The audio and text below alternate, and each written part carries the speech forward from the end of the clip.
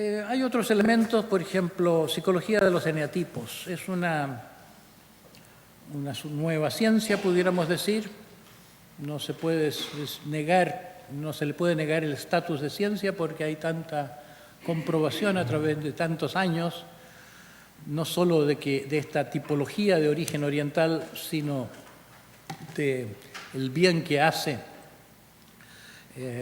un autoconocimiento de la personalidad guiado por este modelo, por este mapa.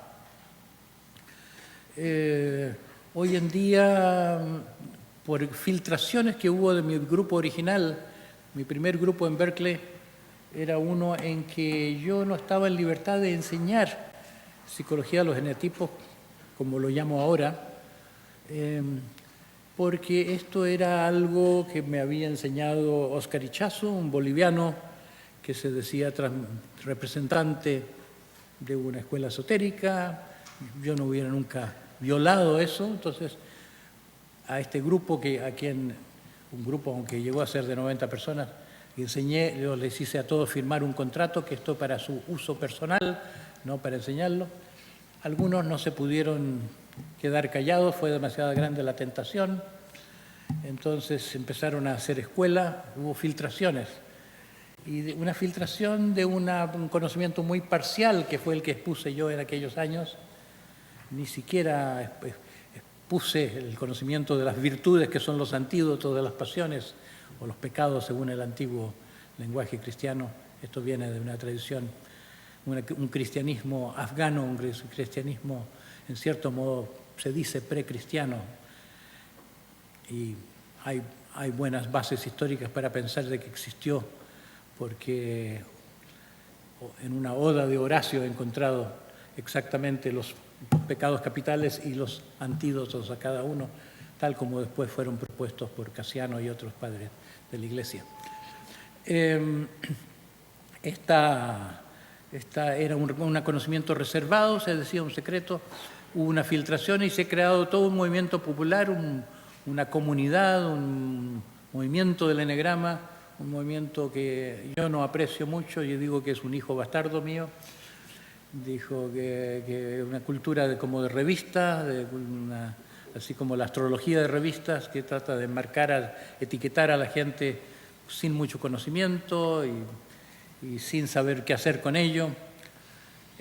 Pero esto, con el tiempo lo he elaborado, lo he puesto en libros parcialmente, partes que me parecen más apropiadas de entregar junto con la experiencia y no en forma de libro. Entonces, la psicología de los genotipos es un mapa que funciona cuando no es un puro mapa. Hay tantos cursos de eneagrama en el mundo que son como cursos sobre el mapa. Pero cuando yo aprendí esto, en el programa que se ofreció en Arica, que Ichazo, había elementos que van del cuerpo a la mente y el mapa era un ingrediente en un programa integrado. Y yo he hecho algo semejante con mi propio programa. Aunque sea, aún en los trabajos de conciencia del cuerpo, sirve como punto de referencia esta tipología, esta invitación a ver la propia personalidad de cierta manera, que es más o menos la misma manera que se ha hecho dogma en el cristianismo, sin que en el cristianismo actual se sepa mucho de lo que había algún día detrás del dogma, como cuando en los tiempos de Dante, por ejemplo, cuando Dante mete a los orgullosos en un primer círculo del purgatorio y a los envidiosos en el segundo y a los iracundos en el tercero y así sucesivamente. Estaba en la cultura medieval que las personas tienen no solo estos vicios, estos problemas de la mente que somos como parásitos de la mente, sino que tienen uno que explica particularmente su modalidad. El sistema de los genotipos es muy parecido al de la psicología clínica actual en materia de personalidad. Hay ciertos síndromes, el síndrome esquizoide, el síndrome histriónico, el síndrome obsesivo, etc. y son las mismas constelaciones del carácter que se plantean en esta psicología más antigua, solo que es más completa la más antigua y no solo es una descripción externa de una serie de síntomas, sino que va al asunto central.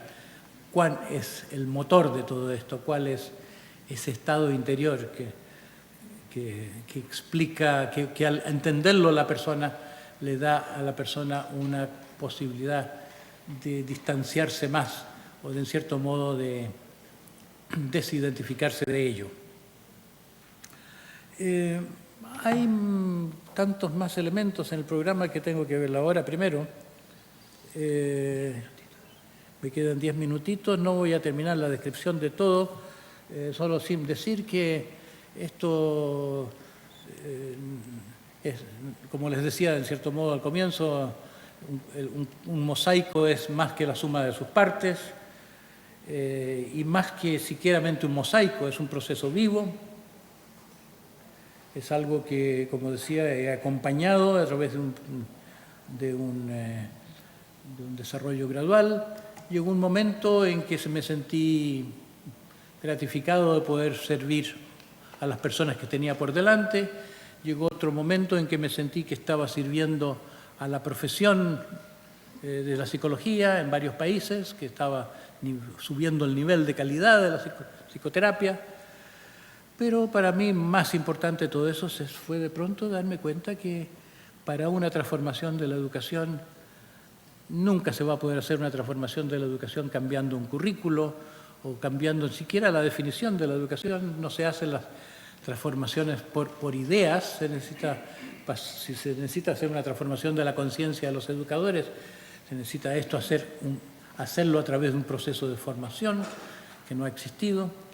Que por todas partes se protesta la educación y no se ve que la única forma de tener una educación satisfactoria no es solamente redefinir la educación incluyendo el elemento humano y humanizante, sino que incluyendo la formación de los educadores como como punto de partida, porque no se puede hacer por libro esto.